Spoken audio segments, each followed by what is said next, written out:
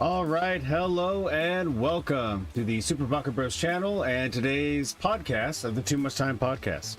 I am your co-host, Angelo Baca, as always, and with me we have the super hilarious and always entertained brother of mine, Philip Baca. Phil, how are you doing, man? I'm good. I don't know why I find it so funny when you say this podcast of the Too Much Time podcast. You know, I want to make sure people know that this is in fact a podcast. Not many people have podcasts, so you're kind of highlighting. I feel like it's of it. Yeah, I feel like everyone has a podcast at this point. There's some good ones out there. No hate on podcasts. Yeah, like us. The best podcast. Yeah. So thank you all for joining us this Saturday morning. I know we usually stream on Sundays, but we have a scheduling conflict, so that we have to do it today, which, you know, it works out. We can get it into the can, as the professionals say, and you know, we'll see how well we can do. I know, Phil, you're super energized, and I'm feeling a little tired, so hopefully I can live up to the standard that you bring to every podcast, the Too Much Time podcast. It is a good goal for each podcast, for each podcast for this podcast.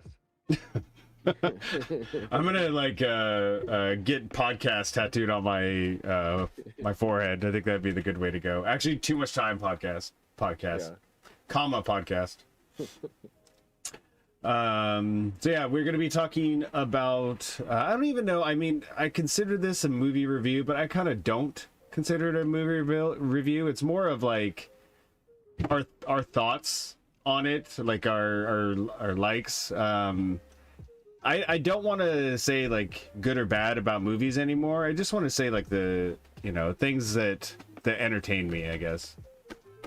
Yeah, I mean, I think, you know, maybe the hope that we had, kind of the unspoken hope is that, you know, this is a chance for the two of us. We don't really get to, you know, hang out that much, and we like a lot of the same stuff. So this is a chance for us to kind of, you know, talk about some of the things that we enjoy. All right, you convinced me. This movie's shit. All right, let's get into it. But before we do, in the same vein as Shang-Chi, whoa, that was loud.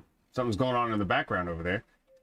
Hope everyone's okay. And so, in lieu of Shang-Chi and the Legend of the Ten Rings, which is a martial arts movie, at heart, I would say superhero movie second. I would like to, you know, kind of get our favorite martial art movies. There's a lot of really good ones out there. Phil, I know you're, I don't want to say an aficionado about them, but you do have, you know, a long history of watching them and just kind of commenting on them. So what is your go-to martial arts movie when you think of that?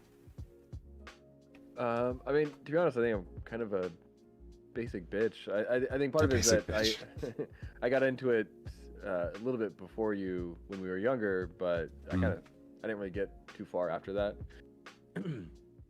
So you know, my kind of initiation, like a lot of people was, especially my age, was Bruce Lee. I kind of did a deep dive. Ironically, you know, I ended up becoming a really big Bruce Lee fan. And I had, like, you know, posters everywhere, and it was a whole thing with me. You had that massive poster, didn't you? Yeah. God damn. You don't see those like that size poster anymore nowadays. I know. I miss posters. I miss just having like every inch of my walls covered in posters. Adulthood, man. Although I do have and this is an original Return of the Jedi. Actually, people can't even see it now that I realize it. But let me turn the camera over. Like, poster there, you got a poster over there.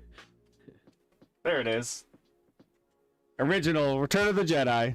That's an Eddie Martinez original. Yeah. He did a great job. Yeah, I didn't even know he was doing movie posters back in the 80s. Yeah, your camera's way up. There you go. A little bit. Anyway, so what is your go-to? So yeah, I kind of got into Bruce Lee, and I don't know. I think Enter the Dragon's kind of the easy answer. It was his last real actual movie. and his kind of only Hollywood one. But if I had to choose one of his kind of Chinese action movies, I don't know. Maybe maybe the Chinese Connection. This is his second movie. He has this huge action scene where he's in a dojo and he's fighting, like 20 guys all at once, which was kind of a, go-to for him. And he was one of the first guys to really do it. So, but yeah, I like them all. They all kind of blend together too, if I'm being honest. But yeah, that was one of my favorites. Absolutely, this is a good choice. How about you? What are your go-tos?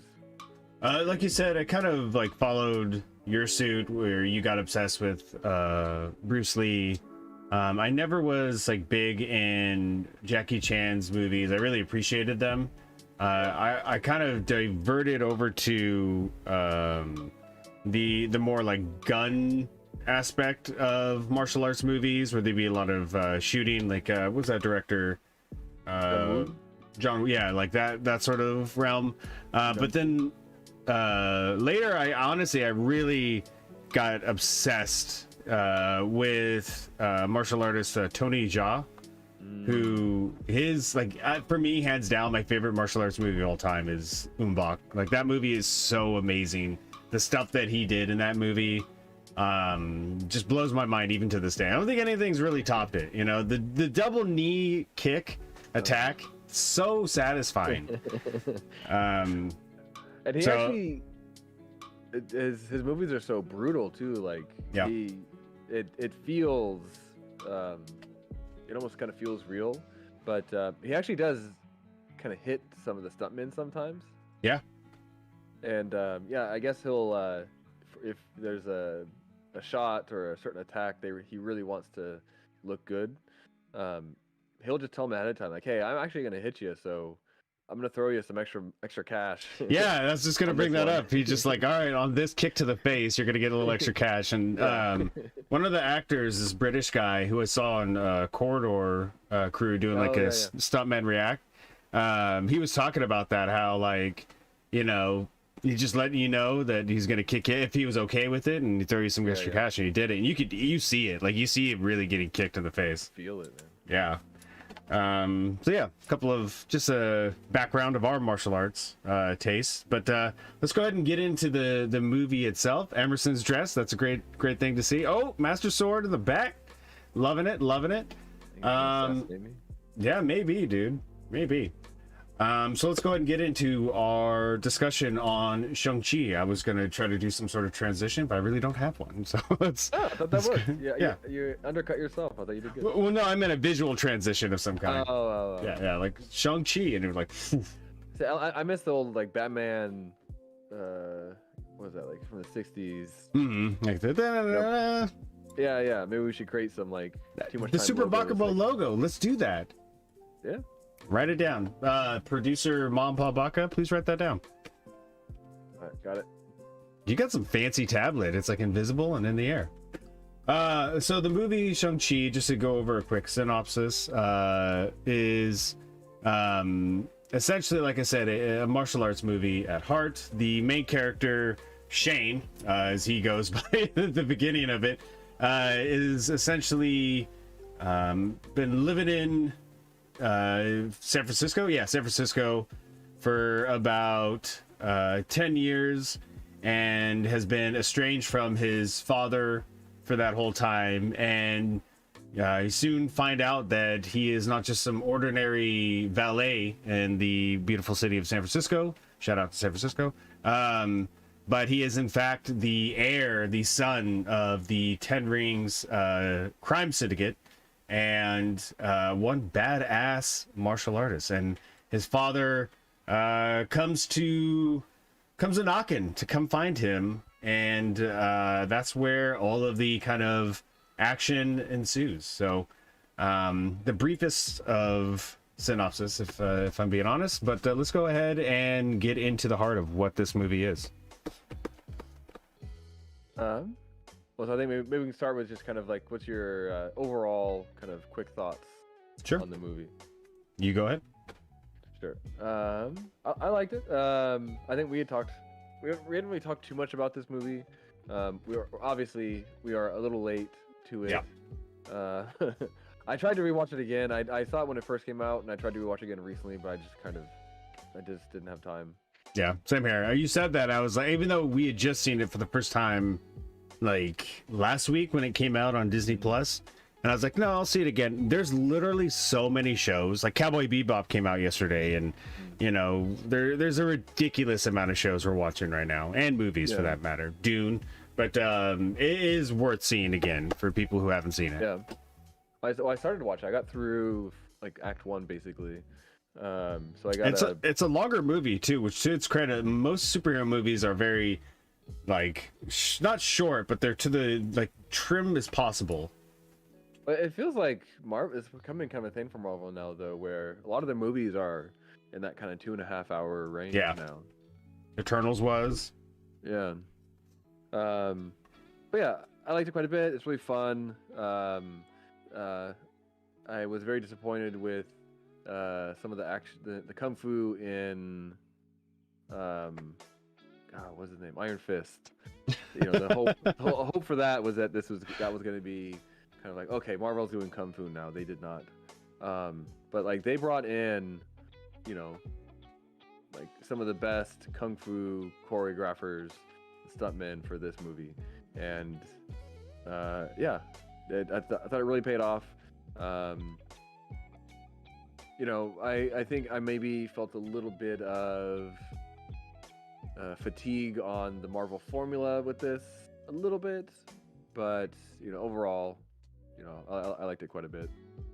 Yeah, and to quickly just touch on that, where people don't know the Marvel formula, typically it's the superhero is a kind of parallel to the villain of the story, and the introduction of the character is it's very basic the way they set up the characters, and this one definitely does have that same sort of Marvel formula, but I believe that the way that they brought the humor in right from the beginning, except for the first part of the movie, like showing the dad and all his history, I thought that was pretty important, because ultimately he's really still a little kid. You know what I mean? Like, this guy ran away from home at 13 or 14. What was it? Something like that.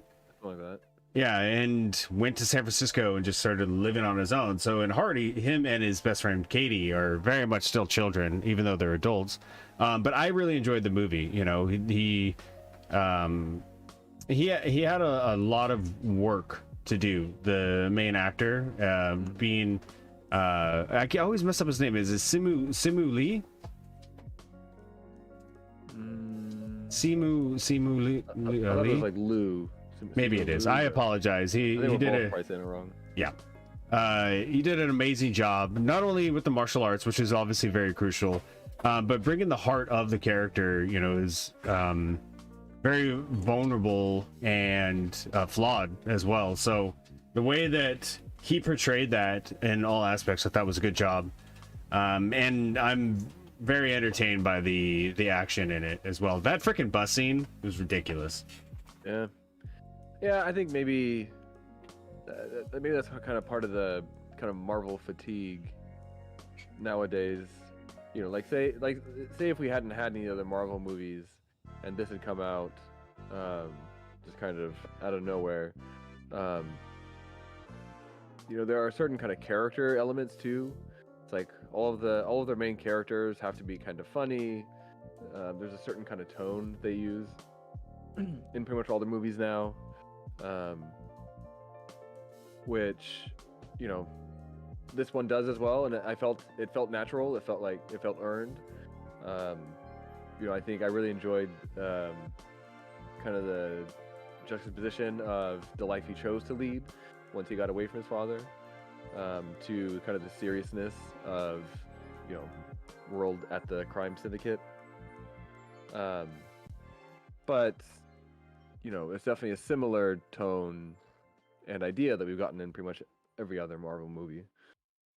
Yeah, and it's tough because at one point, you know, they want this to be entertaining and as available for a broad of an audience as possible, but at the same time, you know, it's hard to be original in every single Marvel movie that they try to do, and not many really have been too original. You know, it's a hard thing to accomplish and still appeal to everybody. But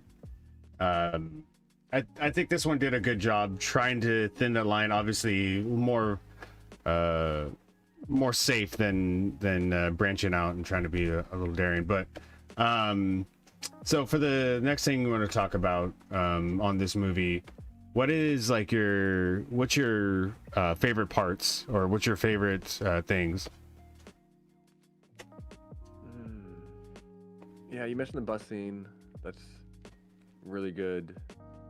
The action was really good. Those are kind of the things that keep jumping out to me. There's a lot of kind of like setting up the world and dogma and stuff they kind of go through, which is fine. It's done well enough, and a fast enough time too, because it's tough where some movies like take a long time setting that, and you know, you need to for certain aspects, but I think this one did a fairly expedited job at that. Yeah, I guess the action scenes can come to mind, or like the one where they're fighting on the scaffolding. Yeah. You know, I think some of the early action scenes I enjoyed it a bit more. You know, again, another part of the whole Marvel thing, they always have to have like a big, crazy CG fest at the end of the movie, which I didn't enjoy. I didn't enjoy as much as some of the earlier fight scenes. Yeah, how about you? What parts really stuck out to you? I think, and just touching back on the things like the scaffolding scene and the bus scene, the action was great, but the comedy in it as well. Like the guy with the camera and he's just like commentating the fight on the bus. I love that. That was so funny. I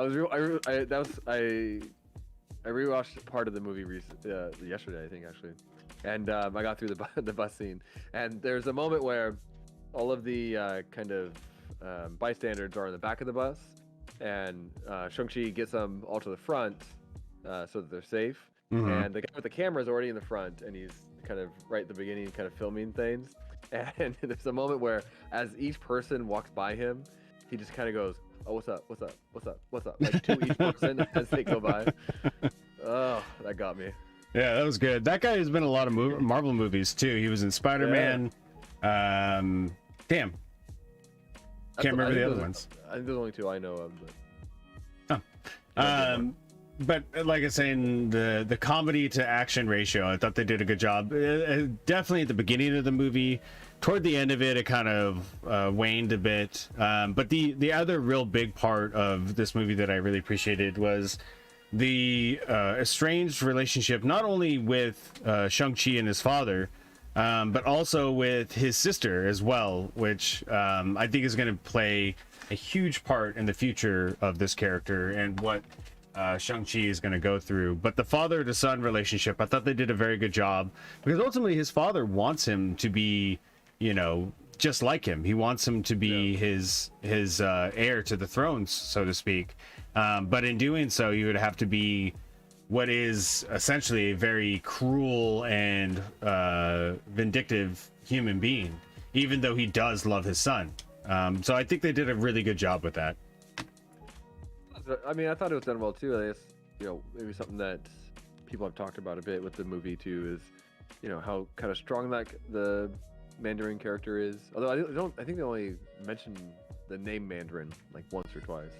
Yeah, because they touched on what you know, Iron Man 3 did with the character, and him saying that, you know, this British guy essentially named me after an orange, you know, which is silly.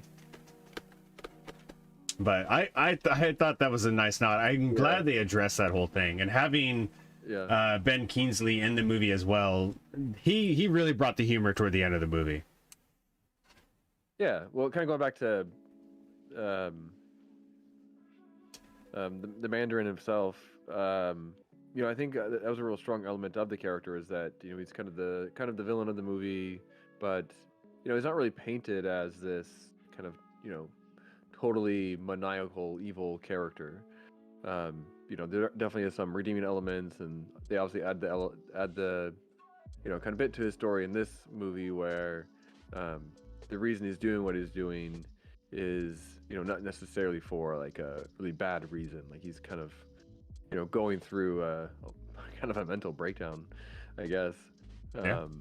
So I really appreciated how kind of balanced he was. It wasn't just like this kind of mustache twirling kind of evil dude. Yeah, and on top of that, there was a time period where he actually renounced being, some sort of a criminal. So there obviously was a spark of goodness in him that ultimately was just crushed because of his wife being murdered. But what's up? Spoiler. Yeah, wife died, unfortunately. So going forward though, I just want to quickly talk about some of the characters in this movie because I feel like we're gonna do a disservice to the cast of this movie. Real quick, I just want to go over Hua Yuan, who didn't have a huge part in this movie, but as soon as I saw him, I was so happy because he is one of my favorite characters in any. Actually, that's one of the movie I should have brought up was Kung Fu Hustle. I fucking love that movie so much. And he played the master martial artist, the husband to the cigarette smoking lady, landlord lady or whatever, and had a very small role. But just seeing like the sprinkling in the different characters that are or actors and actresses that are really big in the martial arts world. Michelle Yeoh is another one at the end of the movie. It really made me happy to see because it's cool. There's a history of even the person who played the dad is Tony. Oh geez, I'm not going to try to say his last name.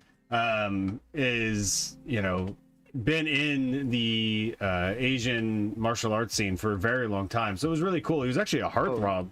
Are you talking about the Mandarin? Yeah. He's not the Mandarin though. You can't call him that. I don't know. He doesn't want to be called that. We got to respect his wishes. That's all I got for him. Fair enough. But yeah, there's a history of martial artists from the late 80s to early 90s in this movie, and I really appreciated it. Yeah, I mean, if you want to get to some of the actual characters, I mean, we talked about Shang-Chi. The actor is really good. It has that kind of Marvel lightheartedness, and he handles that really well. But obviously, he's pretty good, kind of martial artist and kind of stunt person himself. Yeah. Is there anything else that stuck out with him, or? No, I mean he did the humor, the vulnerability very well. Obviously, martial arts was on point. Like I said at the top of the podcast, the Too Much Time podcast, that he's essentially a teenager, and I think he portrayed that extremely well. Him and his friend Katie, played by Awkwafina. I honestly, going into the movie, did not think that Katie was going to be a character that had more consequence or importance than just the comedy, which she was very funny in it, obviously. Yeah. But she kind of was the heart of Shang-Chi at the very beginning, especially. He was like, I'm gonna take off, but she's like, no, you're my effing best friend, like, let's go. And kind of pushed him forward at times. I thought it did a very good job. And then obviously toward the end of the movie became kind of a badass, if I'm being honest. So I thought Awkwafina did a very good job with that. I think she's super hilarious. Yeah, I hadn't really seen her in anything. After we saw this movie, my wife and I started watching her show on HBO, Nora from Queens. Yeah, that's pretty funny. Yeah. So we're just kind of getting into her now. And she was great. But I'm really curious to see what they do with that kind of going forward too, because they almost seem like they set the two of them up as kind of a duo. Yeah. As opposed to like him being a hero and her being just complete comedy relief. At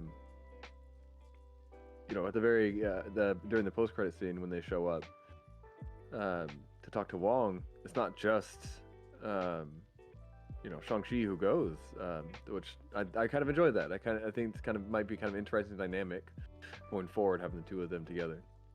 I feel like there's going to be, and I haven't looked up any of the history of Shang-Chi. I used to read some of the comics in the past. There's a lot of bit of racist, naming and stuff in the past, so I don't like to get into it too much. But I wonder if there is something already set up, or they're going to set up that the character of Katie actually is, has some sort of history that makes her even more important down the line. And that's, I think that'd be really cool. Maybe, what the heck was Iron Fist's, the not Taj Mahal, the place where he, studied Covertage or whatever. Like, I wonder if there's some sort of relation to that with her character, Katie. I don't know. It'd be really interesting. So I'm excited to see that. And she's a badass bow person. I was gonna say bowsman, Archer? but Archer. There we go. That's the better. Source or like a dictionary in front of you. Seriously. And another one, not to would be the sister. I think she did a very good job. She was very vulnerable. Also very. She was very hurt throughout the movie, and I think it's very justified. What happened. The actress, which I'm sorry, I'm not even going to attempt to say her name, did a very good job not doing better portrayal of a hurt character than the dad, because honestly the dad ultimately was just super hurt character, upset about his wife dying, but she was pretty close, to be honest with you. I really appreciated her acting, and that was very good. Yeah, I liked her a lot. I didn't feel like they really gave her much. Yeah. I'm hoping that maybe in future movies they might kind of do more with her. Especially, we're just talking about Awkwafina and Shang-Chi's character, kind of, continuing to go out and having adventures together. But Yeah. it'd be kind of interesting if it was maybe the three of them. Yeah, I saw something that producers were talking about how the idea with he has his best friend and his sister, and they're kind of different parts of his life. Yeah. Like a lot of Americans who come from other countries. You have kind of a duality to you where you're American, but you're also still identify with your heritage. And those two characters kind of represent that, kind of the one friend being his American side and his sister being his Chinese side. So I hope they kind of give her more to do, because the story they gave her felt a little I don't know, felt a little thin. I kind of say it's similar to Baron Mordo from Doctor Strange. Like, they set it up, and it had some meat to the backstory, but also a little bit thin in line of like the next movies where it's going to be a huge part of that character and his development, or her development in this case. Any other characters you want to go over just real quick? Florian Montague, I think I said that wrong, I don't care, played Razor Fist. Did an okay job. What's that? Were you familiar with that actor before? He played in the second Creed movie, I believe. Is that him? I believe so. I'm not sure. Let me check. Okay. I actually haven't seen that yet. I haven't either. Yeah, he played in the second Creed movie. He played the son of Drago. Yeah, he's all right. They didn't really give him anything to do other than just be a henchman. Yeah, with a couple of extra lines. Like, most henchmen don't even have many lines. His probably best line was, we are the 10 Rings. Who you think we were, fools? And then that one person gets, jacked up, and then he's like, all right, we'll help you. Like, that's the whole crutch of, his character, essentially. Yeah. Ben Kingsley was another good one. We got to talk about Ben Kingsley. I had issues with Iron Man 3 and the way that they did the Mandarin. Yep. I'm I'm fine with it now. obviously they've kind of, you know, done him justice. Um, but you know, I enjoy that obviously I enjoy him being there. He's amazing, but the real nerd, the kind of MCU nerd at least, kind of enjoys too that they did that kind of short film with him in it. They kind of addressed the idea that, you know, there is an actual the Mandarin that exists in the world, and at the end of that short, one of the Mandarin's representatives breaks him kidnaps him, takes him out of jail. Yeah. And so I kind of appreciated that, you know, they're kind of taking that, you know, little short film that most people haven't seen and kind of incorporating it into this. I agree, and it's funny because you don't even need to see that short film to appreciate like what happened. It's just 2 sentences sets it up. But I love the fact that he stayed alive because of his acting. His acting got him into trouble in Iron Man 3, and it kept him alive in Shang-Chi, so I appreciate that. And he's such an idiot. He's such a brilliant idiot. He's like, when I saw Planet of the Apes, and I realized that they got the monkeys to act. Brilliant. It's so good. Like, no, they're men in suits. I don't know. Anyways, I mean, you can just tell, you know, I mean, he's obviously an amazing actor, so it's kind of weird for him to be doing this. yeah. Taking this weird little role, but you can just tell he's having fun. Yeah, you know, and there's probably not many roles that Ben Kingsley is going to get at his age now, where one, it's going to be just out and out fun for him, and two, something completely against type of what his sort of acting is. You know, he literally played Gandhi, for Christ's sakes. You know, I don't know what else he's going to get at this age where he could just have fun and let it loose. But you know, like his career is pretty set. You know, he doesn't have to prove anything to anyone. Mm-hmm. He's done a lot of amazing things, and he probably still will do more. So, you know, he can kind of feel free to just do something, you know, some silly little movie and just have some fun with it. Yeah, absolutely. So yeah, I think we kind of went a deep dive on all the different characters. Death Dealer was not really brought up that much. Really wasted sort of opportunity. Yeah. Kind of disappointed. They got a decent actor to play him as well, so I'm not. I don't even know why they did that. Like, it was a really good martial artist. Like Paper Tigers is one of my favorite newer martial arts entity that's out there, and he had no lines whatsoever. No, he had it doesn't matter. He had maybe a line. Yeah, I was hoping for a little bit more, but because he kind of got caught up in the climax, right? Is that? Yeah.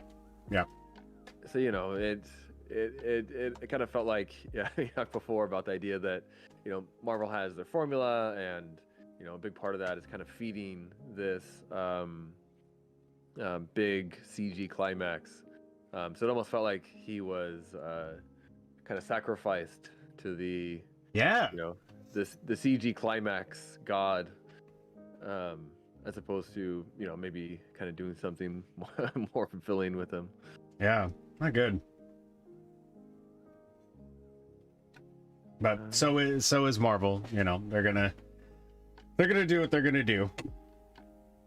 Yeah, I think, you know, when they, you know, maybe it was like phase 2 or so, they had kind of, you know, made their initial movies, and they started to branch out in phase 2. You know, that's when they started doing things like, you know, Ant-Man and Guardians of the Galaxy, and I think there was a lot of hope that, you know, they might start to differentiate more and have, like, kind of introduce more, like, different types of genres. Yeah, that's right.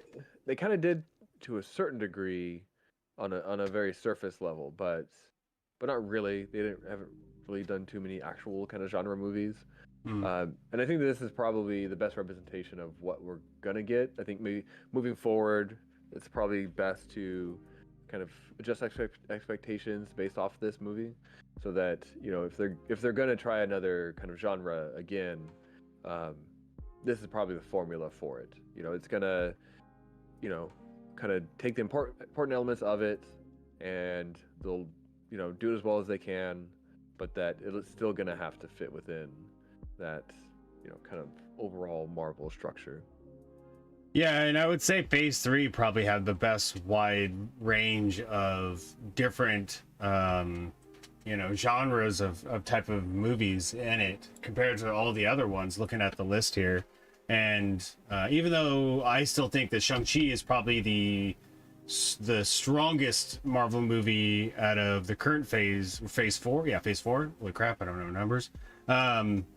It's still very formulaic in its execution. So I don't know. Hopefully they can. I mean, we're looking at the next Spider-Man movie coming out, so who knows what the hell that's going to really be as a superhero movie. But the Doctor Strange movie has to be very horror based in its design. So you don't think so? You don't think so? So, the original director was it Scott Derrickson. Oh, that's right. There was a different director. Yeah. Yeah, he was there for what are we talking about? Doctor Strange 1, and he's going to come back for number 2. And he had talked at Comic-Con about the idea that they're going to make a horror movie, and he ended up leaving the movie for creative differences. Okay. I think that's probably what we're looking at, and it's a similar thing with Edgar Wright. Ant-Man. Ant-Man, yeah. They're gonna kind of do kind of a Marvel version of a horror movie, but it's still gonna be a Marvel movie. Like, I don't think there's gonna be like real scares or anything too crazy.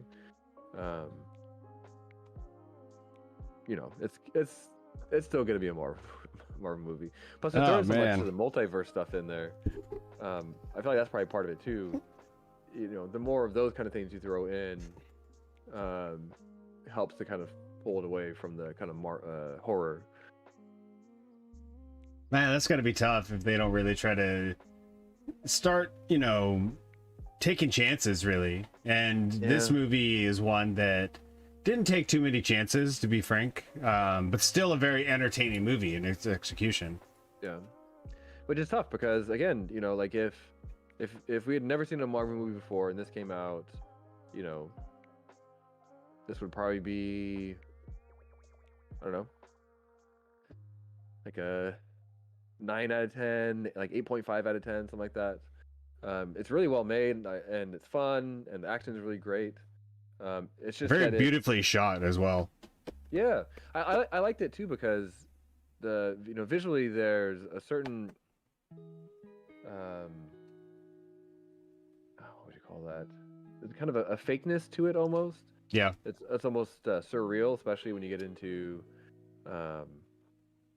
what's the name of the town? The Talo, yeah, Talo, something like that. Yeah.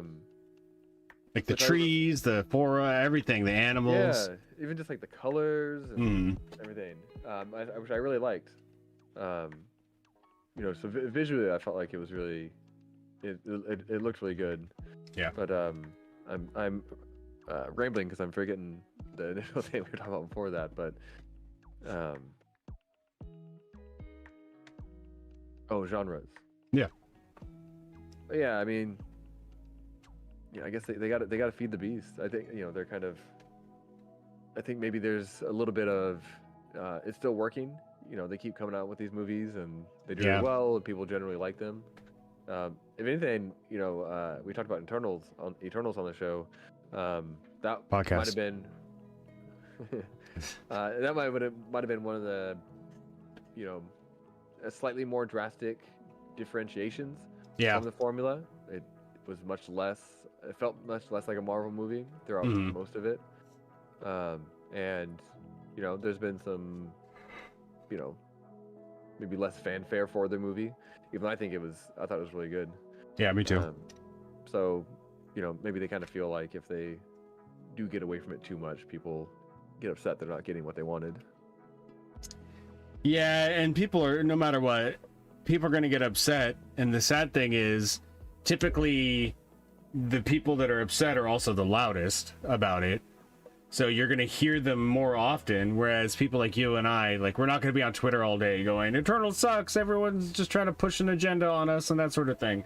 No, we're gonna appreciate it and move on with our lives like sane human beings would do. But I still hope they take some chances, you know.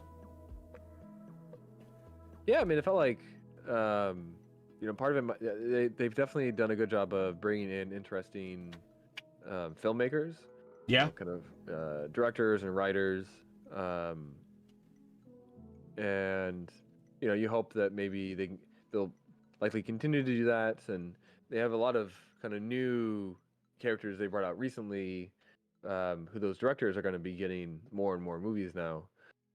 So I'm really excited to see. Um, this guy, the director for this, has a couple of first names, so always get his name confused. I always want to call him Destin, but I think that's his last name. But Destin Daniel Cretton. Destin, okay. Now that he's made the first one, you'd hope that in the second one he can kind of push it a little further and have a little more fun, and maybe try some new things out. Because there's, like him, there's a number of other directors who are kind of new to this phase, who you also hope are going to be able to kind of push the boundaries a little bit with the following movies. I hope they delve deeper into the crime syndicate, world of what's that city or whatever that they had in Captain or Falcon Winter Soldier. Oh, Madripoor. Yeah, I thought Madripoor was going to be in this, and I think it'd be interesting if they brought that back and use that to set up a bunch of other characters as well. Yeah, I don't know if you want to get into. I mean, it's kind of a thing we do at the end about kind of what comes next. I don't know if you want to get into that now, but there's a lot of stuff they could do with this, but it doesn't necessarily seem like overly obvious what they're gonna do. Like a lot of times at the end of a movie, you kind of know, okay, so the next thing that's going to happen with them is likely going to be maybe something in this area, but I don't think there's necessarily like a real obvious answer to that right now. No, I agree. And the only thing is, obviously, they set up the stuff with the sister. That's going to be the biggest thing. And then whatever is going to happen with Wong. And I mean, it may just be that one scene where it shows them, looking at the rings. But for me, the most important thing is what they saw in the rings themselves is going to be what they're going to set up in the future. And also the fact that Doctor Strange wasn't there as well. Yeah, my feeling was that whole scene was, kind of setting up the idea that maybe kind of learning more about the rings is going to be part of the next movie, and maybe, if we kind of find out where they come from in the next movie and whatever that represents is part of the movie. So, like there's kind of speculation idea that they might be related to a dragon of some kind. And if that dragon is kind of the villain of the next movie. So yeah, it seems like there may be something like that, even if it's not a dragon kind of a thing. The idea that, maybe they kind of delving into the origin of the rings, and that kind of brings some kind of new danger. It'd be interesting that and Mom Pabaka says hi, just to give you a heads up. I'm Mom Pabaka. Very respectful hello you gave them. It'd be interesting if they try to bring in Fin Fang Foom as the dragon, or if they try to do something different. But I have a slight feeling that the rings are going to have some sort of celestial / eternal maybe origin as well.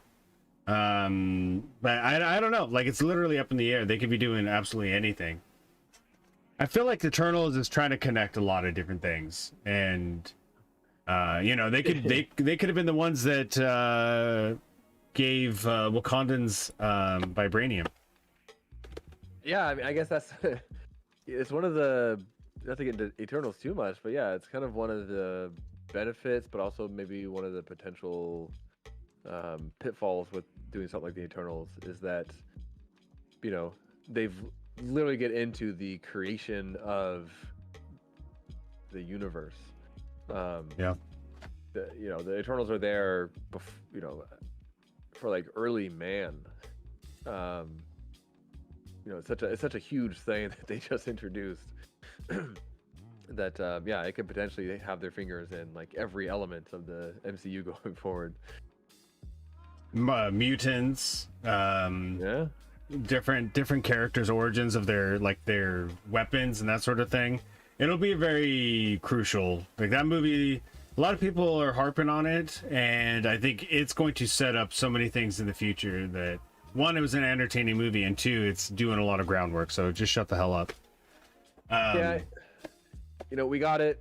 We got to enjoy it. I enjoyed it quite a bit. I was glad they did it the way they did it.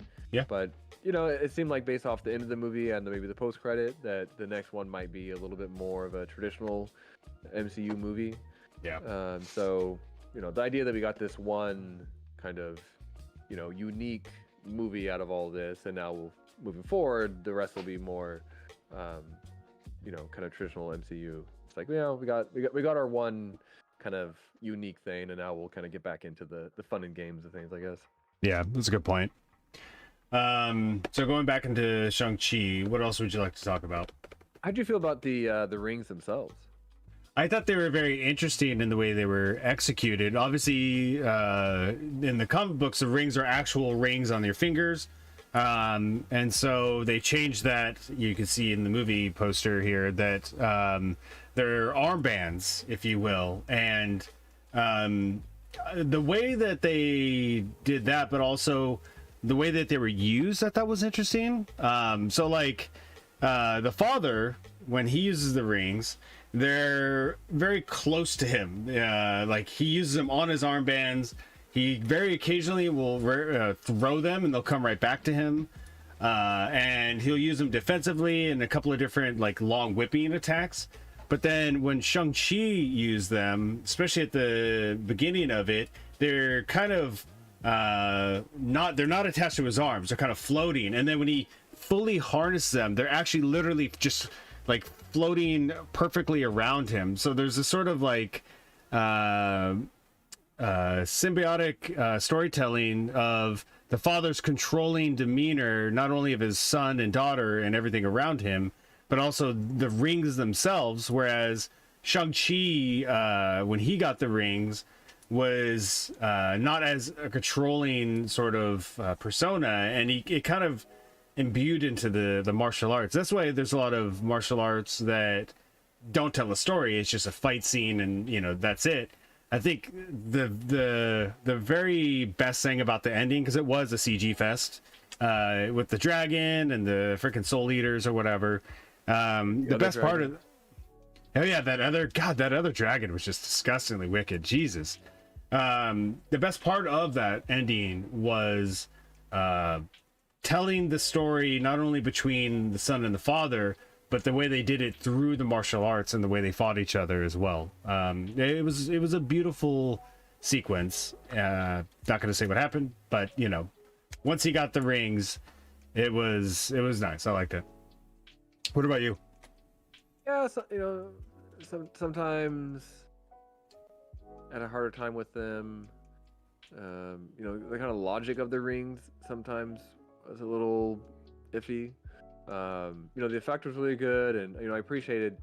You couldn't really do them the way that they usually are because of Thanos. Like it would feel a little too similar to the Gauntlet. True, because if people don't know, the rings in the comic books, they have their own sort of special ability that they would use, which is very much Infinity Stones esque. Kind of. I guess maybe the one difference would be that the Infinity Stones each controls this more of like an element of the universe, like it's more of a general power, whereas the original rings are very specific. It's like this is fire, so it's a little more kind of Captain Planet esque. Oh my gosh. But yeah, I appreciate that they made the change, and they kind of went with the idea that because I guess they're supposed to be kind of like kung fu training rings that they use, which I liked. I hope that maybe kind of going forward they can kind of fine tune the way they use them. It felt at times it just didn't feel as kind of grounded or real. It was a little too kind of CG, but it was interesting. I liked it. I think that could be a potential storytelling mechanism as well, where the dad who had them for over 1,000 years, I believe, maybe he actually didn't use the rings to his full capability because he only used them as like a brute sort of tool to achieve what he was wanting in life. Whereas, you know, Shang-Chi, who has a more open sort of demeanor toward most everything, really, maybe he untaps their true capabilities and what they are in the next movie. It'd be cool. They'd be cool if they had some sort of like intelligence, sort of, you know, maybe not even necessarily talking, sort of thing. That'd be a little awkward. No, but yeah, that's a good point. It seemed like they maybe kind of set up something kind of like that in the post credit, where you know there's a lot more. There's definitely a lot more to them than they realize. Just some sort of, yeah, they're more than just some sort of power rings or whatever. They're their origin, and that's the thing. Like Wong, who has the library of the sorcerers or whatever it's called, and Incredible Hulk, who obviously is a super intelligent human being, had no idea what the hell those rings are or what their origin is. So they're setting something up very important, and that's the key, I think. Yeah, I guess that's kind of where the Eternals kind of make sense. It's not really science or magic; it's something kind of in between. You say turtles? Eternal. It does sound like turtles, man. It kind of freaking me out. But yeah, I mean, I'm hoping that they don't. It'd be really easy for them to integrate Eternals into every single thing they do going forward. But you know, I hope that they don't go too overboard with that. Yeah, that could be a very dangerous sort of movie that just takes a lot of abuse from critics because of that, like using it as a I don't want to say like an Infinity Stone explanation like they did with Wanda Maximoff, you know, like she got her powers from the Infinity Stone or this sort of thing, but that's there, that thought is there, so they have to be careful. So yeah, going next, what's the next thing we'd like to get into? I feel like, I mean, it's tough too because this is definitely the most time we've had between watching something and talking about it. Yeah. And just, you know, so much life even between then and now. I was watching the did you watch the behind the scenes making of thing? No. Yeah, they did. You know, they have. I think it's called Assembled on Disney Plus. But they always yeah, I watched that this week, I think. Yeah, it was really interesting. We talked about the bus scene. Most of that bus scene is just like on a stage with like a bus on a thing that moves. Even a lot of the shots where it's kind of like a wider shot. Oh, that's pretty cool. Yeah, they're kind of shooting it much more practical than I thought they might have. Which I enjoyed. And I guess the only other thing that really stuck out was just, well, I mean, you know, I don't think as two kind of pasty white guys, you know, we have much to say about representation. Obviously, you know, it's long overdue, and you, Simu Liu. We suck at this. I know. We'll get there. Just be patient with us. In the making of documentary, he was talking about how when he was a kid, he was really big a superhero fan, and he always dressed up as Spider-Man for Halloween. And he really liked Spider-Man, but part of the reason he did it was because Spider-Man wore a mask. And because there weren't any superheroes who looked like him, he felt like that was the only superhero he could do, because if he didn't have a mask on, then like he wouldn't really look like the superhero. So, you know, I think we have to just mention kind of the whole representation thing. Obviously, it's amazing, and you know, just that moment kind of, you know, illustrates just how much it means to people. You know, I know some people get upset about the idea that, you know, they've had nothing but everything has represented them for all of human history, and now other people are being represented as well. But you know, it matters. You know, it's important. That's a very good point. I didn't even think about that, and one that is something that obviously needs to be touched, because you look at the first two phases of MCU is just a, you know, a fest of whiteness, if you will. Yeah. So it is good to see with Black Panther and Shang-Chi getting more representation, Eternals even getting a lot of wide variety. It's important because, like you said, him as a child, you know, like a lot of these characters are viewed by so many different types of people in the world, and to see yourself in a superhero, it's very empowering. It's very important in our lives, and it creates a lot of confidence in who we are to be not just, you know, stronger or better people, but to go out and do things that you typically wouldn't do, you know. So I like that. I like the fact that we're seeing stuff now like that. Even if you know, you don't care about the kind of altruism of it, just functionally as, you know, a storytelling entity, when you're delving into more kind of parts of the world, more people, more cultures, you're gonna have more tools at your disposal. You're gonna be able to tell more types of stories. You know, when you're kind of filling your world with, you know, very similar people from very similar worlds, there's only so much you can do. And so, you know, even if you don't kind of, you know, jive with the politics of it, you're just going to get a lot more interesting stories going forward when you're kind of branching out and kind of getting the story of, you know, more people and more worlds. Yeah, I agree. I'm gonna play something real quick. Hold on one second. You're not gonna be able to hear this, Phil. I apologize, but the people on the stream will be able to hear it. We are looking at how to pronounce the name of this Canadian only actor, 43 writer, seconds. and stuntman. If you want to know how to pronounce the name of the Marvel character that he's going to be incarnating, make sure to stay tuned. How do you pronounce his name? Say it. Simu Liu. Simu Liu. Simu Liu. Simu Liu. That doesn't sound right to me. This like French guy is pronouncing. This French guy is pronouncing this. Oh, that's so funny. Because it like brought this video up on YouTube. And you know, I subscribe to Corridor Crew, which you should as well. If you're watching this. Yeah, guess what the video is? Is it Shang-Chi? Stuntman React Shang-Chi. Nice. So very much on brand. They got I don't know who that guy is actually. It's two new people. Holy crap. I look forward to watching that later with my my family. We love watching that together.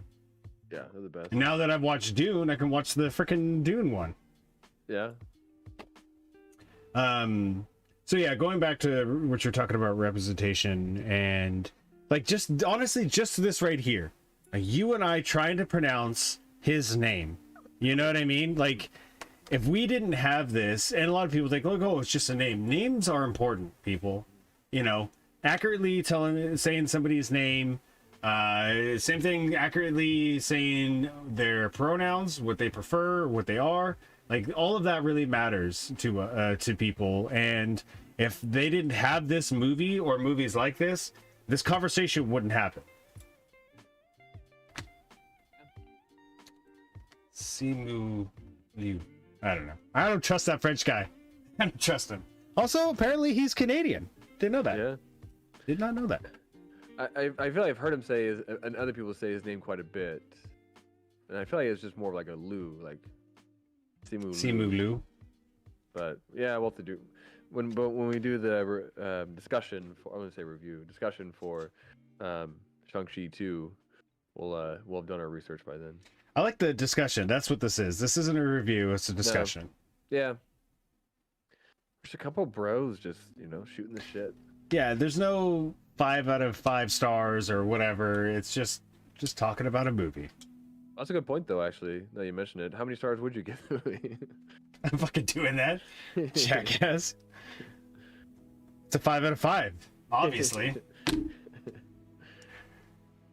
That's the thing too with a lot of movies in general, but especially these like superhero or even big action movies. The rating system now is so weird and skewed. Rotten Tomatoes or whatever it may be, it's really jacked up.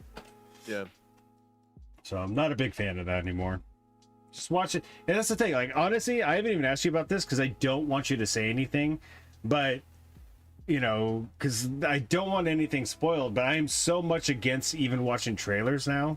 Like, I'm going to see a movie. I'm going to watch it regardless of a trailer. The new Spider-Man trailer just came out. I'm sure you've seen it. I have not. There's probably stuff that's spoiled in it. I don't want to experience it until I see the actual movie. Phil, if you effing say anything, I'll come across the screen and bitch slap you. But it's a similar vein of critics. Like, a critic is gonna say like, oh, that movie is garbage. Okay, that's your opinion, I respect that. I'm still gonna go see that movie, so, you know, go F yourself. But the sort of like hater rhetoric around movies, specifically superhero movies, is just insane now. Well, how dare you assume that I'm going to spoil anything for you? I'll just say one thing. No, you're not saying shit. Oh, you brought it up, so it's on you. I'm gonna mute you. Hold on, mute. No, I muted myself. God damn it. Mute. All right, I'm muted. I'll just say one thing about the Spider-Man trailer. Don't literally say anything. I'm not joking. I'm not gonna spoil anything. What the fuck is there to say then? Well, all I'm gonna say is that I think, you know, Marvel itself, because it's supposedly Sony wants to put stuff out there. They want to put some of the stuff that's in the movie out in trailers and things, and Marvel wants to hold things back, so they're holding things back. So I do appreciate the fact that you know, there's supposedly a lot that's in the movie that they haven't put in any of the trailers. And then the only other thing I'll say is that Madam Web's in it. That's not true. Yeah, don't, dude. Because what if maybe she was gonna be in it? That's why I had to think of someone who I know there's no way he's gonna be in it. Dude, you don't know that Madam Web could be in this movie. I don't. It feels like we're gonna get her eventually, though. Just if we're gonna get into more kind of Spider-Verse stuff. I know, like, the talks of like the future of Spider-Man, like how it might diverge, where Marvel gets Miles Morales and Sony keeps Peter Parker, kind of a thing. Like, I don't know how that's gonna work out, but I do hope some point we get a Madam Web. I think that'd be super cool. Or at the very minimum, a 6-armed Spider-Man. I feel like well, see, now I'm gonna kind of contradict myself, because there was the scene in Far From Home where he has kind of a vision and he sees kind of a zombified Iron Man. Yeah. And at the time, I remember thinking, "Oh, that's really cool. They did that. They're kind of calling back to Marvel Zombies." And it's nice they did it, because it's probably the only way we're ever going to get Marvel Zombies. You know, cut forward now, obviously we're getting a lot more of it. So my first impulse was to say, "Oh, we'll probably get 6-arm Spider-Man in some kind of like a nightmare or some little thing that doesn't really exist." But what if even? Yeah, but you know, now everything's possible, so I'm not going to say nothing's not going to happen. So, yeah, unless you got anything else you want to bring up, I think that is our discussion on Shang-Chi. Yeah, so I mean, I guess the last ones would be, so we talked about it a bit, but even any thoughts on kind of what comes next, kind of moving forward? Yeah, that's a good point. Hope for, maybe? Well, I mean, the more, like I said at the beginning of this podcast, the Too Much Time podcast, the relationship between the sister and the history of the sister and Shang-Chi, I think, has to be the biggest part of the next movie, and the origin of the rings themselves. But I really hope they delve deep into her motives and why she's doing what she's doing, and not just have her as the sort of villain character that is just going up against Shang-Chi. Like, honestly, I think would be super cool is he doesn't even know that this is happening through a decent portion of the movie. You know what I mean? And they're still communicating and talking with each other, and there's some sort of other threat or whatever through a portion of it. Like, even though we know what's happening with her, he doesn't have to know right away. It doesn't have to like start beginning of the movie and he's like, oh, my sister is a bad guy now. You know, it's like, it doesn't have to be that way. It could be done in a way where she is very manipulative and you know, coercing people to do certain things, including her brother. Yeah, we'll see. Because I mean, there's also a way of doing it where maybe she's not really a villain at all, and it's kind of gives him a little bit of edge almost, because you know, she's not really an evil character, and they, you know, throughout the movie were on kind of good terms. So it could also maybe be something where like he knows that she's the leader of the Ten Rings, and maybe, you know, she kind of changes the Ten Rings so they're not nearly as kind of malevolent, and you know, she becomes kind of her, or she becomes his kind of you know, underworld connection. Like if he needs to figure some shit out in like the seedy part of the world, he can kind of go to her, and you know, she's connected to. All right, what? I like with this I like that. I honestly really do like that. I think that's a clever way that would be really cool to see. But you and I both know, we saw that graffiti on the walls, man, that she is not going to be, you know, there's graffiti on the walls. So, yeah. You know, she's going to be a bad guy. As soon as you saw the graffiti, you're like, she's a troublemaker. That's so funny. There's you know, not to get too much into politics, but there's a new mayor coming in Seattle, and you know, he wasn't who I voted for, but you know, his kind of priorities are a little off. He'd recently kind of mentioned that he has his, one of the first things he kind of talked about, kind of letting people know what's important to him, was this big plan he has to deal with in downtown, all of the graffiti, because the graffiti in Seattle is a real important issue that we need to deal with. Because anyway, sorry. Maybe the second movie will actually, because he had the first one a bit in San Francisco, maybe they'll show up in Seattle, and there'll be some, you know, some pairing with like graffiti in Seattle because of her. Well, I think it's one of our recurring bits we do with these too, is kind of rewriting things. I think as we were talking about it, I kind of would have liked the idea of maybe staying in San Francisco the entire movie. Like maybe, you know, it's more about him trying to get pulled out of his world, and you see more kind of stakes within this kind of world he's created. But, yeah, and they just pulled it. They just got immediately out of San Francisco. Yeah, 'cause that's maybe one little bit of an issue with the movie. We talked about the tone a little bit.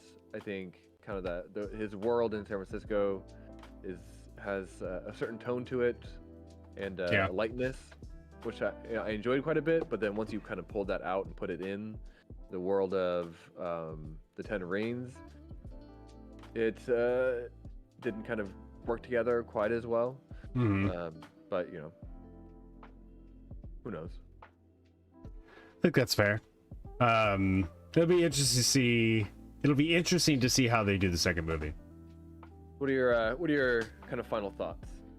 Final thoughts, like I said, definitely the strongest of the Phase 4 Marvel movies, even though I really love what Eternals has done. But I think that kind of goes back to the whole formula of Marvel and how well that works. It obviously does for the most part. Definitely some things that is not as strong as I thought it could have been, but super entertaining movie, very funny. The comedy to action ratio was fairly good. Like most Marvel movies, the final CG act is a bit of a letdown, you know, and you hope that there's going to be some sort of fix to that in the near future, but I also don't think there really is. You know, most of these movies are straight up CG fest. Blade might be one of them. Blade might be a good way to stay away from the CG, you know, shit show, but all in all, a very good movie in the Marvel universe. Easily top 10. Yeah, really fun. I'm trying to think if I have anything else to say that we hadn't said already. I don't want to just kind of repeat what we've already talked about. Yeah. I think maybe that's one thing to think about too, is that, you know, we're kind of getting a lot of origin stories now. You know, Yeah. we were kind of spoiled in that, you know, for a while now in Marvel, we were mostly getting kind of sequels, and we're getting chances to kind of delve deeper into characters that had already been introduced and we were already familiar with. And so, you know, there might be a certain amount of growing pains for the next few years as we're kind of getting introduced to new characters. And typically, origin movies tend to, you know, not be as good as some of the sequels because you have so much of the world building and so much heavy lifting to do in the origins. So, you know, we're kind of doing the dirty work now of introducing these characters, and we'll get to enjoy kind of the fruits of the labor in future years as we start to kind of, you know, delve deeper into them. Yeah, you know, what's interesting is that besides the Turtles and this movie, the next upcoming films that have some sort of like origin base is the Marvels, even though they have, you know, they've already obviously introduced Captain Marvel and Monica Rambeau's character, and Fantastic Four, and that's really it. You have Spider-Man No Way Home, Doctor Strange, Thor, Black Panther, the Marvels, Guardians of the Galaxy 3, Ant-Man and the Wasp, and then Fantastic Four. So all of those are already set. You know, they're going to introduce new characters like all Marvel movies do, but they're not starting from scratch like Shang-Chi or the Eternals are. Yeah, that's a good point. Actually, it's interesting too because you know, Black Widow was the first one to come out in this phase, and you know, it's a Black Widow movie, but it's also kind of an origin movie for Yelena. Yeah. And so, you know, it'd be interesting to see if we maybe get something more similar to Black Widow in future movies, where you know, even like Thor is kind of potentially the origin story for I want to call her Jodie Foster. Jane Foster. For Jane Foster's character, but it might be more of an origin for Valkyrie almost, like, yeah, to kind of if she might be kind of taking over, and, you know, obviously. Oh wait, you don't like spoilers? Okay, never mind. I was gonna say something about Multiverse of Madness, but I don't know if. Get the fuck out of here, Phil. You're bothering me now. You're bothering me now. I don't want anything spoiled. Hypothetically, there might be a character that's introduced in that is going to be kind of important going forward too. Madam Web. Madam Web. I'm so done with just seeing stuff. Like, some of the best scenes in movies are shown in trailers, and it's like, I'm gonna see all these movies. I understand why they make that, and why, you know, for people who aren't familiar with it to get hyped to go see it, but I'm just not gonna see trailers anymore. Well, you know, it's got you know, you do you. I think some of the more less fanatical fans, come on, maybe need some of those things in order to get into it. You know, we don't necessarily. I think for me, I don't tend to get bothered by spoilers. I think part of it is just kind of, you know, spending so much time kind of writing movies and kind of being part of that part of the process. You know, it's kind of less about the idea of what happens and more about kind of how it happens. And so in the moment, you know, I can kind of still kind of be there and enjoy it for what it is, even if, you know, I knew something was going to happen. That's a good point. Anything else for Shang-Chi? No. 10 Rings? No, I think we went into it fairly deep. Obviously, it's just the beginning of this character, so they had a lot of groundwork to set up, but a very good first entry, in my opinion. Yeah, and I have a special shout out, actually. Oh, good. Yeah, special shout out to the little white patch of hairs that we each have in our beards at about the same spot. Yeah, yours a little off to the center. Mine's kind of dead center. I can hide mine a little bit. Yours is there. Yeah, is what it is. Not saying it's a negative thing. I mean, if anything, yours is. Fuck you. Fuck you, piece of shit. Flip this table. Poor Emerson. Just look at the head. But good shout out. Gray hair, growing old. It is what it is. Shout out. Shout out to Father Time. Bow, bow, bow, bow, bow. Undefeated. Yep. No, literally every time we play him in Madden, he's undefeated. He's good. He's really good. Like a little too good. he cheats. Yeah. When you look at your screen, that's the problem. Yep. So yeah, that was our discussion on Shang-Chi. Before we get out of here, we like to kind of delve into what we're into recently, if you will. Not to put a name on it, but that's what it is. So Phil, I don't know if you've thought of anything, but if you'd like to tell us what you're doing, what you're into. Yeah, I was gonna mention a movie that we'd both watched recently. I'm not gonna do that, so you can kind of, if you want to kind of talk about that, you can. I'm kind of working on some film things, and there's kind of different skills I want to kind of develop. I have a good amount of experience with like movie editing, but I wanted to kind of work on that some more and kind of get more kind of professional level quality of skills. So Nice. in order to practice, I actually got some old movies I had shot but never edited, and I'm going through and editing them now.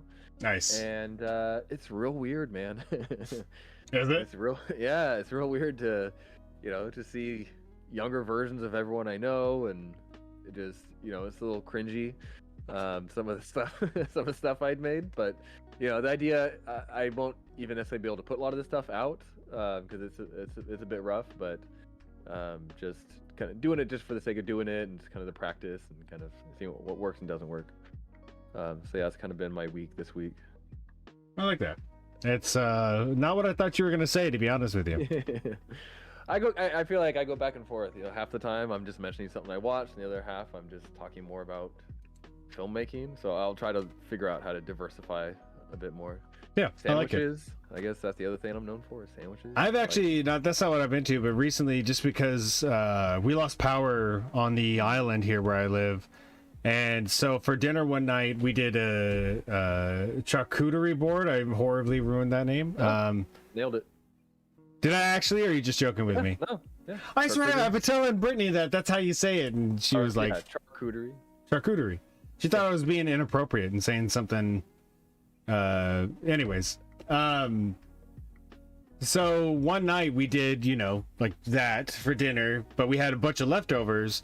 But on top of that, we also had like the Hawaiian rolls and a bunch of other breads and stuff. Oh. And so I've just been making like these small, like, sandwiches with all the different summer sausage, and there was a roasted chicken breast, like deli meat that I got that was just unbelievable. So yeah, that's kind of the sandwich vein, just to touch base on what you were talking about, sandwiches. But for me, and I didn't think this was going to happen this soon, but for me right now, besides work and my family, and obviously the stream here, is Halo Infinite. It came out, the beta came out early. Actually, it didn't come out early. They just released it. They're like, hey, we're doing the beta, which I'm glad they did, because there's a lot of issues with this game in general. But dude, it is so satisfying running around playing this game. It's funny because Cowboy Bebop came out this week. I'm playing Halo Infinite. It's like 2007 all over again for me, and I'm really digging it. I can't wait to hopefully maybe in the future play with you and Quentin. The multiplayer is free. The game you have to buy, but like the campaign. But I think it is a refreshing look on first-person shooters, especially nowadays, because everything is so battle royale sort of Fortnite-esque. This is not that, and there's some really cool added touches to it. The grappling hook feature has been so cool because dude, it's so cool. I grappled hook a banshee in the air. Like I got up, he was up there, and I got up there, took it, and then killed the guy. Another one is for like capture the flag. It's like I was in a warthog in the back, drove by the flag, grapple hooked it, and then took off. It's badass. Oh, wow. And there's a bunch of other ones. Repulsor. It's really cool. So I'm very happy with it, and hopefully they can really fine tune the experience.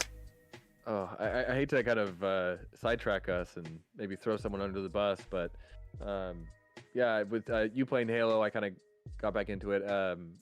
Emerson and I probably started like years ago. I have the newest Halo I have is Halo Reach. On the old Xbox 360. We started playing it. It's like we're doing a co-op campaign. Nice. And recently we finished it. And nice. If you're familiar with the story, at the end of the game, you kind of sacrifice yourself in order for this important thing to get to safety, which is going to protect humanity. And so the game ends, and then there's kind of a post credit almost where you get to continue to play that same scenario out, where you're just having a never-ending barrage of enemies coming at you, and you basically just play it as long as you can, and then when you die, like, you get a little cutscene of your guy getting just taken out by all these characters.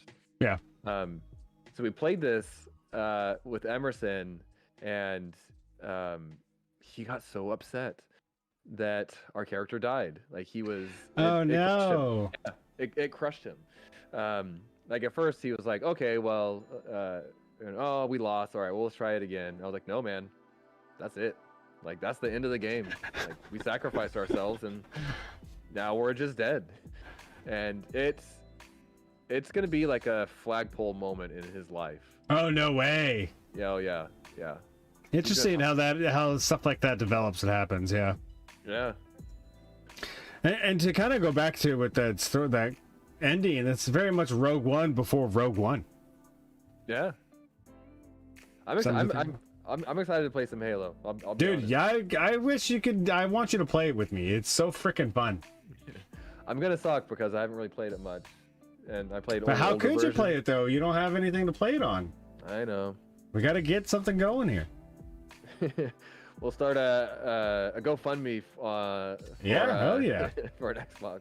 I will. That'll be our next goal. And I want to shout out to Lotto Carnage, giving us a follow the other day. Follower goal up above our head. We're at 36 out of 50 for the month.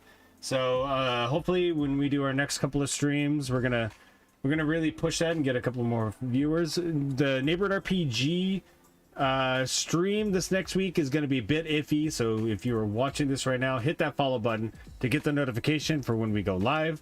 And yeah, so we're going to be really pushing that here in the near future. Phil, thank you for taking the time to talk to me today. I really appreciate it. It was a good conversation, and one that may be a little bit late, but I'm glad we had it. I didn't think we were going to do it. I'm glad we did. I think there's kind of the completionist in me. We started with Phase 4, basically, like every TV show and movie with Marvel we've done. So yeah, I'm gotta do it all. We gotta do it all. I think, and we're caught up now, right? Yeah.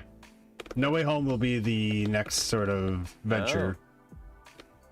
Next week, Hawkeye. Oh yeah, that's right. Holy shit. Yeah, but we're not going to talk about it until after it's done. Which will probably be around the time. It'll be after Spider-Man. Yeah, because it's Christmas. It's the 6-week TV show. December 17th is No Way Home. So actually, yeah, right around. Somewhere, yeah. I mean, that's the thing too. Like, when are we actually going to see Spider-Man? Opening weekend. You kidding me? I can't. I don't know, man. It's hard for me. How are they not going to have it there? That's the thing here on Vashon. They're not doing that. They're not doing the big movies And the ones they did, like they did Dune, they just put it to the theater here last week. So I don't know what they're doing. They had like French Dispatch and a couple other like, you know, not as well known movies. I don't know what they're doing. I don't know. I mean, I'm trying to give them the credit, you know, shadow of the doubt. Like maybe the bigger movies are asking for too much money. That's the only thing I could think of. I guess, but damn, that sucks. They didn't do Eternals. They didn't do Shang-Chi. You gotta go. They did Black Widow. I'm not gonna tell you what's in the movie, but there's some shit in the movie. You gotta go see Spider-Man. I'm gonna see the movie. I'm just saying, you know. I got 3 kids and a dog. I live on an island. Come on. Get a kayak. Get a kayak or something. I'm just like, I'm coming, Peter. So yeah, Phil, I love you, man.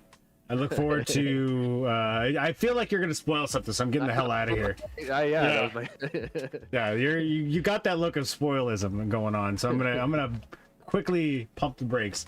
Everyone watching, thank you all for being here. We really appreciate it. Please, if you can, I know it's not easy.